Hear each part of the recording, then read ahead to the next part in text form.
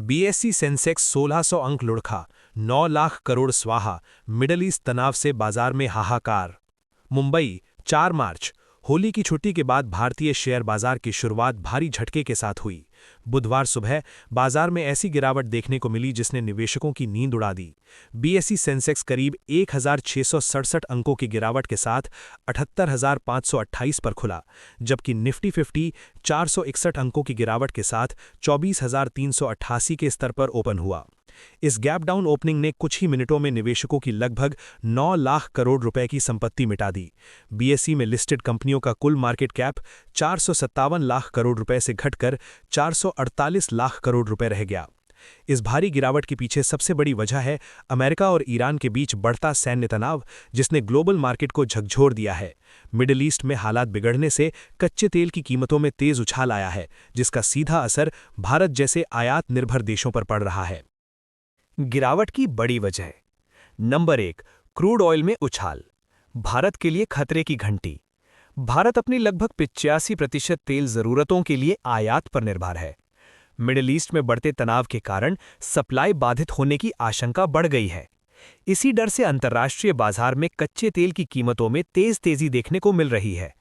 अगर ये तेजी बरकरार रहती है तो पेट्रोल डीजल महंगा हो सकता है, महंगाई बढ़ सकती है, सरकार पर सब्सिडी का दबाव बढ़ सकता है, चालू खाता घाटा यानी करंट अकाउंट डेफिसिट बढ़ सकता है, जीडीपी ग्रोथ प्रभावित हो सकती है। कच्चे तेल की कीमतों में बढ़ोतरी सीधे तौर पर ट्रांसपोर्ट, मैन्युफैक्चरिंग और एफएमसीजी सेक्टर को प्रभावित करती है। नंबर 2, रुपए की ऐतिहासिक कमजोरी। बाजार की गिरावट के साथ भारतीय रुपया भी दबाव में आ गया। रुपया 55 पैसे कमजोर होकर पहली बार 92 रुपए प्रति डॉलर के पार चला गया। कमजोर रुपया कई मोर्चों पर नुकसान पहुंचाता है। आयात महंगा हो जाता है, विदेशी कर्ज वाली कंपनियों पर दबाव बढ़ता है, महंगाई बढ़ती है, विदेशी निवेशक पैसा निकाल सकते हैं। रुपए की कमजोरी से आईटी और फार्मा सेक्टर को कुछ राहत मिल सकती है, लेकिन व्यापक अर्थव्यवस्था के लिए ये चिंता का विषय है। नंबर 3, इंडिया विक्स में 20% उछाल, डर का संकेत। इंडिया विक्स, जिसे बाजार का फियर गेज कहा जाता है, शुरुआती कारोबार में लगभग 20% उछल गया और 21 के स्तर तक पहुंच गया। विक्स में उछाल का मतलब है कि आने वाले दिनों में बाजार में तेज उतार चढ़ाव रह सकता है। ट्रेडर्स हाई वॉलेटिलिटी के लिए तैयार हैं और जोखिम लेने से बच रहे हैं। नंबर 4, लंबा युद्ध बना सबसे बड़ा डर। जियोजित इन्वेस्टमेंट्स लिमिटेड के chief investment strategist doctor V K Vijay Kumar के अनुसार, अगर युद्ध लंबा खिंचता है तो कच्चे तेल की कीमतें और बढ़ सकती हैं, जिससे महंगाई, व्यापार घाटा और आर्थिक विकास पर नकारात्मक असर पड़ेगा। लेकिन अगर 3-4 हफ्तों में स्थिति सामान्य हो जाती है तो बाजार भी संभल सकता है। इतिहास बताता है कि जियोपॉलिटिकल संकट के समय बाजारों में तेज गिरावट आती है, लेकिन स्थिरता लौटते ही रिकवरी भी होती है। सेक्टर वाइज असर। सबसे ज्यादा दबाव में रहे sector: automobile, aviation, paints, chemicals, FMCG. अपेक्षाकृत बेहतर प्रदर्शन: आईटी, फार्मा, डिफेंस, कुछ प्राइवेट बैंक।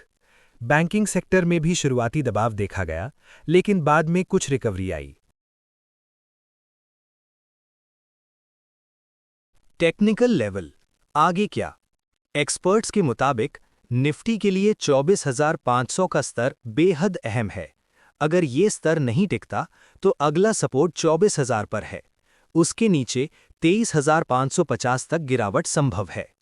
सेंसेक्स के लिए 78,000 का स्तर मनोवैज्ञानिक सपोर्ट माना जा रहा है। विदेशी निवेशकों का रुख। ग्लोबल अनिश्चितता बढ़ने पर विदेशी पोर्टफोलियो निवेशक यानी एफपीआई अक्सर उभरते बाजारों से पैसा निकालते हैं। अगर डॉलर मजबूत रहता है और बॉन्ड यील्ड बढ़ती है तो भारत से पूंजी बहिर्वाह का खतरा बढ़ सकता है। हालांकि भारत की मजबूत घरेलू खपत और एसआईपी फ्लो बाजार को कुछ हद तक सहारा दे सकते हैं। क्या 2022 जैसा तेल संकट बन सकता है? 2022 में रूस यूक्रेन युद्ध के दौरान तेल $120 प्रति बैरल तक चला गया था। उस समय सप्लाई वास्तव में बाधित हुई थी। अभी स्थिति अलग है। ईरान पहले से प्रतिबंधित है, ओपेक के पास कुछ अतिरिक्त क्षमता है, रणनीतिक तेल भंडार उपलब्ध हैं। लेकिन अगर संघर्ष बढ़ता है और तेल मार्ग बाधित होता है तो कीमतें तेजी से बढ़ सकती हैं। निवेशकों के लिए क्या रणनीति हो? डॉक्टर विजय कुमार का कहना है, घबराकर बाजार से बाहर निकलना समझदारी नहीं। लंबी अवधि के निवेशक बने रहें, क्वालिटी स्टॉक्स पर फोकस करें। हाई रिस्क क्षमता वाले निवेशक गिरावट में खरीदारी कर सकते हैं। लंबी अवधि के लिए पसंदीदा sector: banking, pharmaceuticals, automobile, defence. आगे किन बातों पर रखें नजर?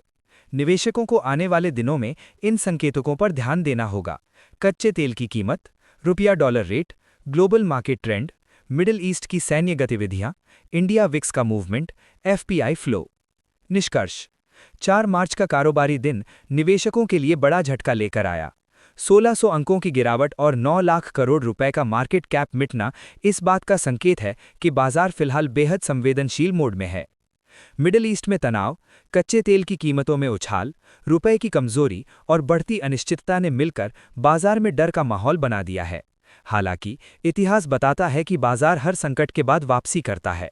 असली सवाल ये है कि क्या ये संघर्ष लंबा चलेगा या जल्दी सुलझ जाएगा। फिलहाल निवेशकों के लिए धैर्य, अनुशासन और सही एसेट एलोकेशन ही सबसे बड़ा हथियार है।